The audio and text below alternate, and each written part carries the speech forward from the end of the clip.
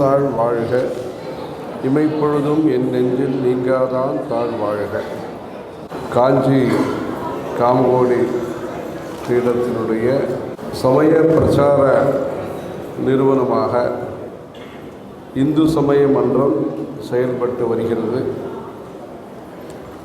1971ஆம் வருஷம்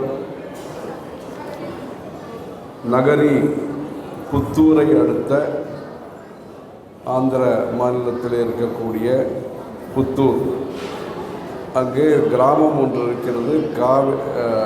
கார்வேட் நகரம் என்பதாக ஒரு கிராமம் இருக்கிறது. அந்த கிராமத்திலே நம்முடைய புது பெரியவர்கள் மற்றும் மகா பெரியவர்கள் ஸ்ரீ ஸ்ரீ ஜெயேந்திர சரஸ்வதி சுவாமிகள் மற்றும் ஸ்ரீ ஸ்ரீ சந்திரசேகரேந்திர சரஸ்வதி சுவாமிகள் 2 பேரும் சாதுர்மாசிய விரதம் அந்த குக்கிராமத்திலே செய்தார்கள். அந்த கார்வேட் நகரம் ஒரு காலத்திலே சம்ஸ்தானம், அதாவது ராமநாதபுரம் ராஜா, புதுக்கோட்டை ராஜா என்பது போன்று அந்த சம்ஸ்தானம் கார்வேட் நகர் என்பது. அந்த காலத்திலே தெலுங்கு மொழியிலே காஞ்சி புராணத்தை அவர்கள் பதிப்பித்திருக்கிறார்கள். காஞ்சிபுரத்தில் எத்தனை கோவில்கள் இருக்கின்றன, அந்த கோவில்களுடைய சிறப்பம்சங்கள் இவைகளை அந்த காலத்தில் அங்கு ஆட்சி செய்தவர்கள், அந்த சம்ஸ்தானத்தை சார்ந்தவர்கள் பதிப்பித்திருக்கிறார்கள். அந்த இந்து சமய மன்றம், அங்கு தொடங்கப்பட்ட இந்து சமய மன்றமானது பல ஆண்டுகளை நிறைவு செய்து பல்வேறு ஆன்மீக நிகழ்ச்சிகளை நடத்தி கொண்டு வருகிறது. புத்தகங்களை பதிப்பித்த திருமுறை திருத்தலங்கள் என்பதாக ஞானசம்பந்தர், சுந்தரமூர்த்தி சுவாமிகள், திருநாவுக்கரசர், மாணிக்க வாசகர் இவர்களெல்லாம் பதிகங்களை பாடிய, தேவார பதிகங்களை பாடிய பல சிவஸ்தலங்கள் தமிழ்நாட்டிலே இருக்கின்றன. சில ஸ்தலங்கள் ஸ்ரீலங்காவிலே இருக்கின்றன. 1-2 ஸ்தலங்கள் கைலாயம், கேதாரம் போன்றவை வடநாட்டிலே இருக்கின்றன. ஸ்ரீசைலம் ஆந்திராவிலே இருக்கிறது. இந்த காவிரி என்னுடைய வடகரை மற்றும் தென்கரையிலே அந்த பாடல் பெற்ற ஸ்தலங்கள் நிறைய இருக்கின்றன. தொண்டை நாட்டிலேயும் ஒரு 30க்கும் மேற்பட்ட காஞ்சிபுரம், திருமாகரல், குரங்கணில் முட்டம் இது போன்ற பல பாடல் பெற்ற ஸ்தலங்கள் இந்த பகுதியிலே சான்றோர் உடைத்து என்று சொல்லக்கூடிய அந்த தொண்டை மண்டலத்திலே இருக்கின்றன. அந்த திருமுறை திருத்தலங்கள் என்பதாக அந்த புஸ்தகமானது செஞ்சோல்மணி பூமா ஜெய செந்தில்நாதன் பச்சையப்பா இதில் பள்ளிக்கூடத்திலே தமிழ் ஆசிரியராக மற்றும் தலைமை பொறுப்பிலேயும் இருந்த செந்தில்நாதன் அவர்களால் நேராக அந்த கோவில்களுக்கெல்லாம் நம்முடைய ஜெயந்த் சரஸ்வதி சுவாமிகள் அவர்கள் படித்து நேராக சென்று கேமராவுக்கு கொண்டு சென்று அனைத்து கோவில்களுடைய விவரங்களையும் சேகரித்து அந்த திருமுறை திருத்தலங்கள் என்கிற புஸ்தகம் வெளியிடப்பட்டது. அந்த புஸ்தகத்தை அப்போதைய கர்நாடகா ஆளுநர் கவர்னர் வெங்கட சுப்பையா என்பவர்கள் நம்முடைய காஞ்சி பெரியவர்களை தரிசிக்க வந்த பொழுது கன்னட மொழியிலே பதிப்பிக்க சொன்னார்கள்.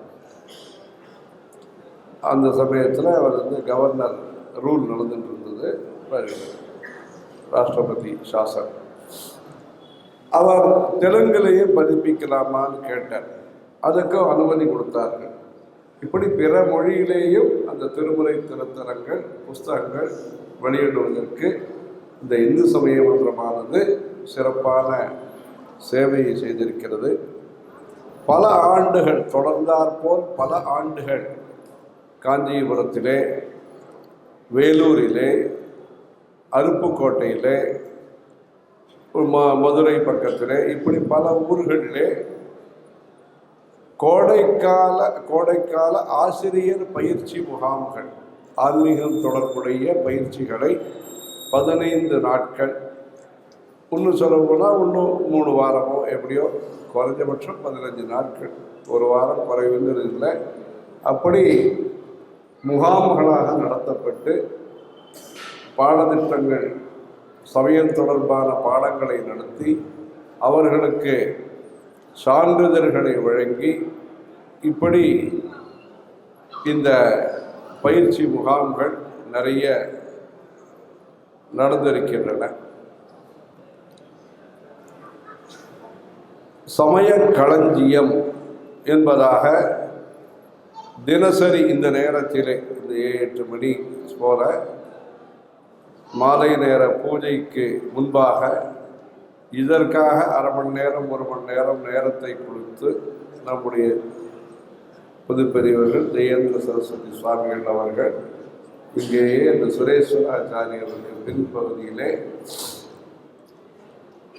அன்றைக்கு சில விவரங்களை சொல்ல செந்தில்நாதன் அவர்கள் அதை குறித்து கொண்டு கேள்வி பதில் உருவத்திலே வேதங்கள் எவ்வளவு, தேவாரம் என்றால் என்ன, ஸ்ரீசக்கர பேரு என்றால் என்ன, தசாவதாரம் என்றால் என்ன, இது போன்ற ஒரு வரியிலே பதில்கள், அதாவது அடிப்படை அம்சங்களை, இந்து சமயம் சார்ந்த முக்கியமான அம்சங்களை பொதுமக்கள் அனைவரும் எளிமையாக தெரிந்து கொள்ளும் விதத்திலே சமய களஞ்சியம் என்பதாக கிட்டத்தட்ட 1000 கேள்வி பதில்கள் அந்த புஸ்தகம் தயார் செய்யப்பட்டு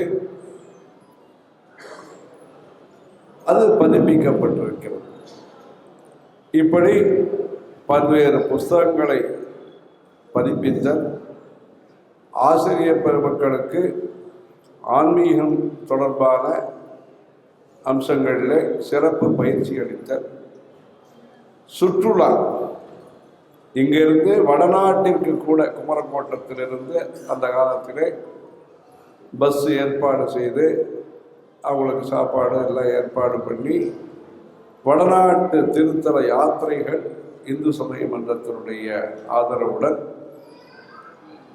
அவர்களுக்கு குளிர், வெயில், மொழி பல பிரச்சனைகள் இருந்தாலும் அவர்களை சிறப்பாக அவர்களை ஏற்பாடு செய்து அழைத்து சென்று க்ஷேத்திர தரிசனங்களை செய்வித்து மகிழ்வித்த அந்த ஒரு நிகழ்ச்சி நடைபெற்றது.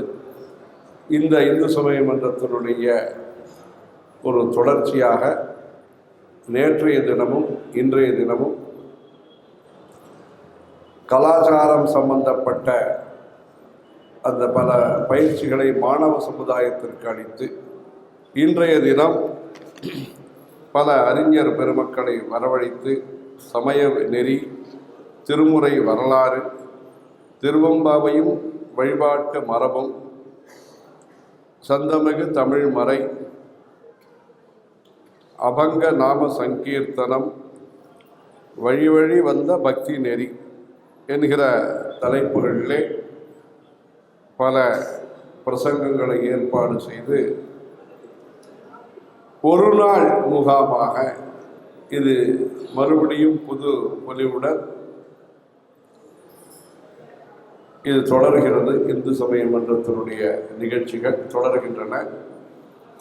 வரக்கூடிய காலங்களிலே மேலும் விரிவான ஏற்பாட்டுடன் 1 வார நிகழ்ச்சி, 2 வார நிகழ்ச்சிகள், இதிலே இன்னும் விரிவாக இந்து சமய நெறிகள் சார்ந்த, நீதி நூல்கள் சார்ந்த பல்வேறு கருத்துகளையும் சொல்லி மாணவர் சமுதாயத்தை தேசபக்தியுடனும் தெய்வ பக்தியுடனும் சேவை மனப்பான்மையுடனும் குடும்பத்திலே இருக்கக்கூடிய முதியவர்கள் பெரியோர்களை நல்ல முறையிலே இவர்கள் மரியாதையுடனும் அன்புடனும் பராமரித்து வரக்கூடிய குடும்ப பாங்கான சூழ்நிலையை உருவாக்குவதற்கும் ஆங்காங்கு இருக்கக்கூடிய திருக்கோவில்களுக்கு சென்று வார வழிபாட்டு மன்றங்கள் போன்ற அமைப்புகளை ஏற்படுத்தி இந்த திருவிளக்கு பூஜைகள் இவைகளெல்லாம் நிறைய நடந்திருக்கின்றன இந்து சமய மன்றத்தின் மூலமாக. இவைகளெல்லாம் மறுபடியும் பல ஊர்களிலேயும் நடத்துவதற்காக இந்த நிகழ்ச்சியானது மேலும் தொடர்ந்து நடைபெற இருக்கிறது. இந்த குறைந்த கால அவகாசத்திலே நீங்கள் எல்லோரும் வந்து கலந்து கொண்டு இந்த பகுதியை சார்ந்த காஞ்சிபுரம் மற்றும் அருகாமையில் இருக்கக்கூடிய பல நகரங்களிலிருந்து வந்து கலந்து கொண்டிருக்கிறீர்கள். பள்ளி மற்றும் கல்லூரியை சார்ந்த ஆசிரியர்கள் கலந்து கொண்டிருக்கிறார்கள். இது போன்ற ஒரு ஆர்வத்துடன் மேன்மேலும் இந்த இந்து சமய மன்றத்தினுடைய பணிகள் சிறந்து அதன் மூலம் தர்மோ ரட்சதி ரட்சிதா, தர்மத்தை நாம் காத்து அந்த தர்மம் நம்மை காப்பதற்கான இந்த நல்ல முயற்சியிலே நீங்கள் எல்லோரும் ஈடுபட்டு இந்த ஒரு சேவை மனப்பான்மையுடன் வரக்கூடிய காலங்களிலே இன்னும் பலரையும் இந்த பயிற்சி முகாமுக்கு அழைத்து வந்து இதை வலுப்படுத்தி தென்னாடுடைய சிவனை போற்றி எந்நாட்டவர்க்கும் இறைவா போற்றி என்கிற அந்த பக்தியை வளர்ப்பதற்கு நீங்களும் உறுதுணையாக இருந்து பிறவி பயனை பெறுவதற்கு இது காஞ்சியம்பதியிலே ஒரு சிறந்த ஒரு ஏற்பாடு. நீங்கள் உங்களுக்கு தெரிந்த நண்பர்கள் மூலமாக வெவ்வேறு மாவட்டங்களில் இருக்கக்கூடிய ஆசிரியர் பெருமக்களையும் இதில் அறிமுகம் செய்து வைத்து அங்கும் ஒவ்வொரு நாள் நிகழ்ச்சிகள் முதல்ல தொடங்கி பிறகு 3 நாள் 5 நாள் அப்படி செய்வதற்கும் வாய்ப்பு இருக்கிறது. காஞ்சிபுரத்திலே கோடை காலத்திலேயும் உறைவிட பயிற்சியாக அவர்களை தங்க வைத்து பயிற்சியும் நடைபெறுவதற்கு வாய்ப்புகள் இருக்கின்றன. அனைவருக்கும் நம்முடைய பெரியோர்களுடைய ஆசை, காமாட்சியம்மனுடைய ஆசை உடனிருந்து அனைவருக்கும் வரக்கூடிய காலங்களிலே மேலும் சிறப்புகள் கிடைப்பதற்கு